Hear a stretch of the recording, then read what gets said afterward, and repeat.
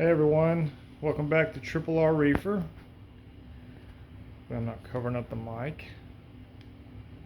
Alright, this video here is going to be about my rules. The rules I follow to help ensure I have a successful reef tank. Number one that I recently broke, and kind of is half the reason for this video. But put a NIM in the tank. No loose NIMs is the rule. No loose NIMs. Look who's missing right here. I knew it was going to happen. I had someone even comment, yeah, you pretty much know what's going to happen here. He apparently either moved he moved and got attacked by something in this tank, or moved and got sucked to a MP40. So if that's the case, I don't know how he got off, but essentially let's just show you what he looks like now. Back in the box and torn up at the top. I have a few peppermint shrimp in here, and I'm not sure if they tried to eat him. His foot's still fine. I've seen him heal from way worse than this, but I'll keep an eye on him. That sucks. I really like that NIM. It's just a rainbow, but it just looks better than most I've seen. And the clowns, I wonder if they'll survive. I'm sure they will. They don't need anemones. Alright, number two. So real quick, learn your lesson from that one. Don't put loose NIMs in your tank, especially if you got SPS. There was little stuff floating like right over here, I sucked out. But you know, if he had completely dissolved into that mush and flung across my tank, all those little nematodes or whatever it is, the stinging cells in them, would have probably screwed up some serious coral in here. So learn from that. Lids, or put NIMs in there if you want, whatever. Lids. Lid is a must-have, not an option. And I'll tell you why if you don't already know. Fish jump out the tank. It's crazy. They'll jump out the tank. Some of y'all may have seen my video. The jawfish actually jumped out of here. I have some acrylic pieces being cut by one of my buddies, and they're going to be little inserts I'll glue right there and back there and on the other side. So a lid. All fish can jump. Not all of them do, but especially wrasses. Enough said there. Fish jump. Get a lid. No, number three, no non-reef safe fish. Mainly angels, butterflies, there's a few that I would allow. And pretty much really don't want any of those, to be honest, but I take somewhat of a chance with the copper band. Anyway, no angels. Angel fish eat coral. They're not reef safe. It's for a reason. They eat coral, okay? Some of them don't. Okay, some of them don't. I should say that. But no angels in my tank. None. Zero. There's a lot of beautiful angels, which really sucks because okay. There's a lot of them that are very, very, very beautiful. I would say, other than wrasses, probably the second most beautiful fish species in the saltwater world. That said, that's a rule. No angels. Not allowed. Okay, number four, no high-risk changes. It's kind of really vague. But mainly, I guess what I'm speaking about is no big changes that are going to have a very good chance of upsetting your ecosystem. Like taking half the rock out. Maybe changing the whole sand bed out. No big changes, not allowed. If you're going to do big changes, it needs to be over time and needs to be really thought about. There's ways to go about most things in this hobby, even if they are big changes. But I just say no big changes. All right, no high risk changes. Number five, no high risk chemicals. I've already done the video on Vibrant and Flatworm Exit, but that goes for anything that's new in the hobby that I don't know anything about, or there's no little growth right there. Look at the little growth. Where there's no other people being the guinea pig. I'm not going to be the guinea pig with my reef tank. Not going to be the pioneer. Nope. Man, hold this thing up there. That might be better. All right. No high-risk chemicals. Not worth nuking your tank. Number 6, backup, redundancy. One of my rules is I have to have backups and redundancies, which kind of goes with number 7, but one of my rules is I need to have backups. So I want backup return pumps, backup heaters, not heaters, backup, let's see, what else would I need backup for? Backup generator, backup batteries. So things that are going to back up my system if there's ever a failure, which I'll go ahead and go to 7 or 6. Nope, number 7, no single point failures. Points. So that'd be like heaters, things that are gonna, you're relying on one thing to save your tank, the thermostat. In my system, I use the Inkbird with the Apex as a backup. So don't have anything in your tank that's a single point failure that can just basically be a tank ender. That's very hard to do. It's a rule that I'm trying to follow. I'll just say that. That being said, one of those would be like the return pump. I'm actually have plans to put 2 in. I already have the pumps. I'm waiting for 1 Y piece. So once that's in, I'm gonna have 2 return pumps for this tank with a backup battery. Number 8, no non-QT'd fish. That is a humongous rule for me.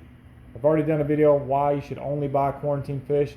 If you hadn't watched that, please go watch that video.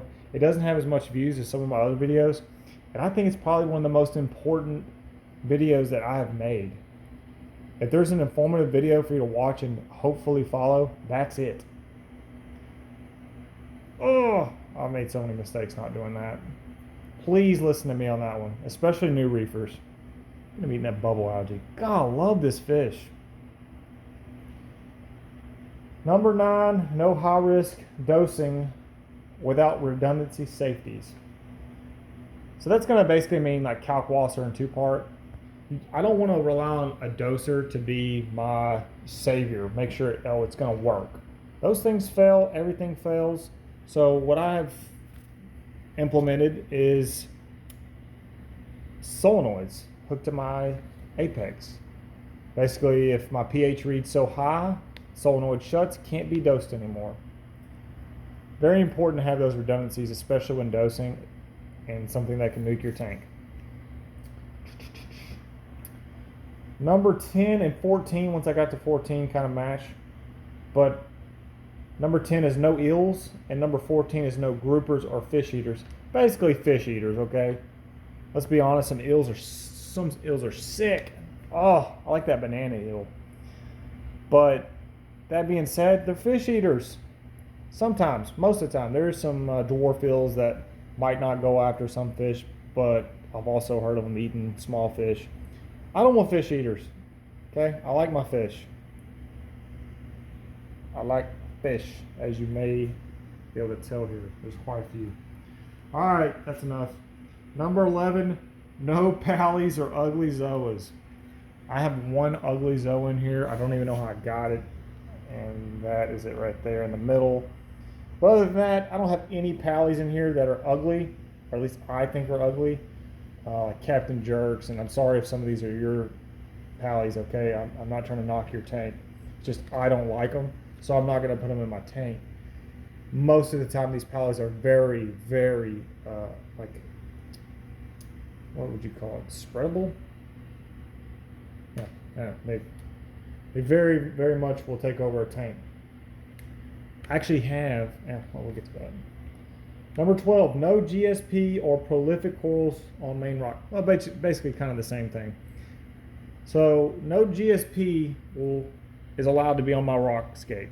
I have it on the back wall, and actually, believe it or not, I am almost killing this stuff.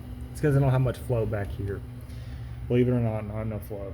GSP actually likes a lot of flow. On my previous tank, I grew it all around the back wall, and it looked really good. But no corals like Pulse Zinnia and some of those others that will just spread like wildfire and eventually take over your tank, maybe even killing some of the corals that you really, really like. Don't get me wrong, some of them are very pretty. I love GSP, it looks great. But it will take over your tank. These guys right here, do not grow that fast. So if you want an alternative, the Firework Clove Polyps, good alternative. Number 13. Oh man, no RODI system in the house. No making water in the house. I implemented that rule because in my previous house, when I first got in the hobby, I think it was 07 or 08, I put an automatic top off in my tank. Actually, I didn't do it. The fish store did. This is back before there was a lot of stuff. Anyway, they put this in my tank, and at night I was screwing with my tank, knocked the switch off, and it fell out into my living room and ended up flooding my house. I woke up and stepped into water out of my bed. That's how much water had been put into my house. That was not good. My wife was hot. Oh, she was pissed. So for that reason, I'm out. No RODI making in my house. I make it outside. I'm actually making some now. Maybe I'll do a video on that. But I make it outside, and I use a pump to pump it into the tank from a reservoir outside the house. They're a clear reservoir. I'll do another video on it. There's no algae that grows in those. That'd be a pretty cool video. Number 14, I already talked about, matches number 10. Number 15, no hands in the tank without washing. No exceptions, 0 exceptions. Cannot contaminate your system. It only takes one little thing on your hand to kill all. These are very sensitive. Corals are. Fish too, man. Wash your hands before you put your hands in the tank.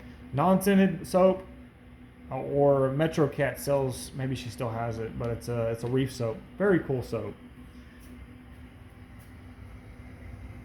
Metro Cat is, I believe, on Instagram. You can follow her there, and she is frequently on Milev's Reefs channel. This guy doesn't get enough love. He look good. All right, 16, no metal whatsoever in the tank. So no metal is allowed to be in this tank. I don't care if it's stainless steel or titanium. I'm not taking the chance on it. I understand the way that corrosion happens and aluminum and all that stuff, but I don't allow any metal in my tank other than what absolutely has to be. So like pumps, if they've designed it with metal, I can't really get around that one. But I mean like hose clamps, things like that you actually have an option of putting something else on. Not allowed in the tank. Any metal that's on this tank, say like the hinges, let's see if I can show y'all. These hinges are coated with like a moly coat. And I don't know if you can see it, probably not. Cool. Little sump shot. They're coated, so they will basically be able to resist rusting. The hinges on Red Sea are garbage. I don't think really many of them are great, but especially the Red Sea hinges, they suck. Can't convince me otherwise. This tank's been set up since February 6th. I think I put water in it on the 8th. I went and looked at pictures last night. Already rusting, kind of screwing up. It's ridiculous. That's enough, Frost, please. Number 17, no vacation without a tank sitter that's trained. Do not ask your grandma to come over here and feed your fish, okay? How many posts have y'all seen on Facebook where people's tanks are gone because They ask someone to come over and feed their fish. They come back and it's just an absolute bomb went off in their tank and it looks like shit.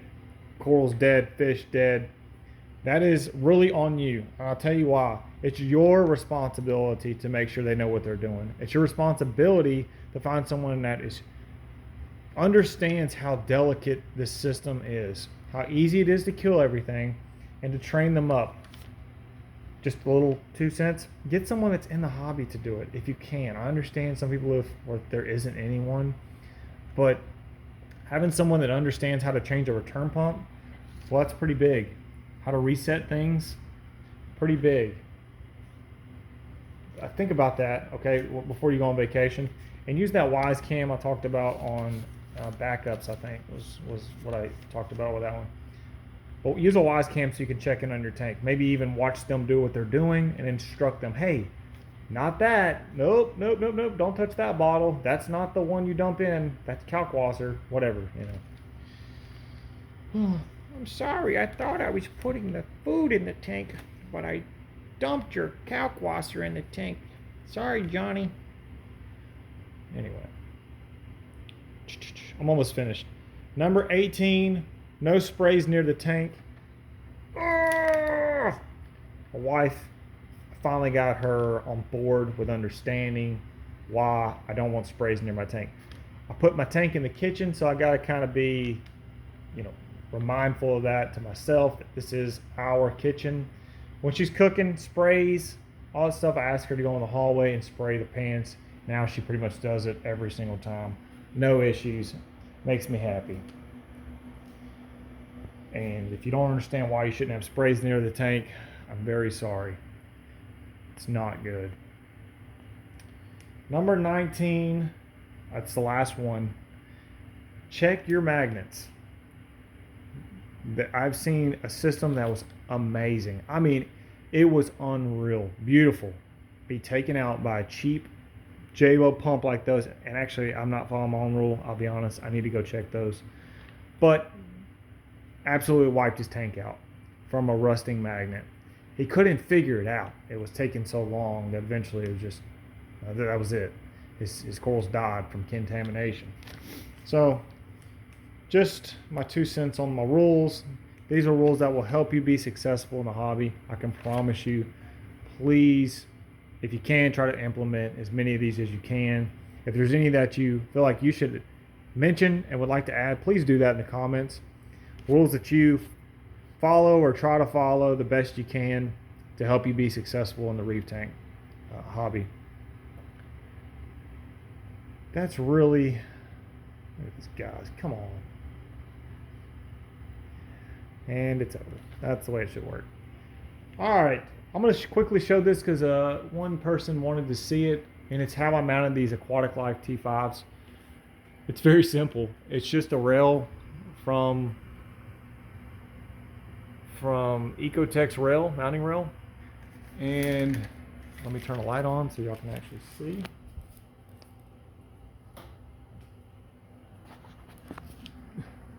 Put the rails on top that would normally mount lights.